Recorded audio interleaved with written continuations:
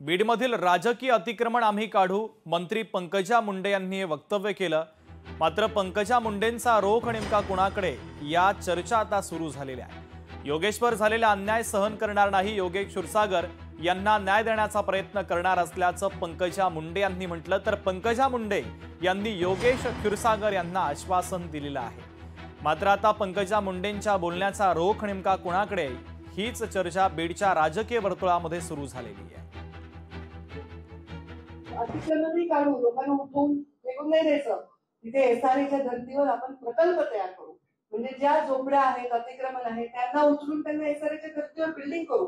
जास्त माळ्याच्या बिल्डिंग करून म्हणजे जास्त लोकांना अकॉमोडेट करता येईल आणि तो नदीचा किनारा आपण पूर्ण अतिक्रमण मुक्त करू, म्हणजे मॉर्निंग वॉकला बीडचे लोक तिथे जाऊ शकतील। तिथे चांगलं आपण उद्यान तयार करू, फिल्टर प्लांट लावून नदीचं पाणी पूर्णपणे स्वच्छ करू।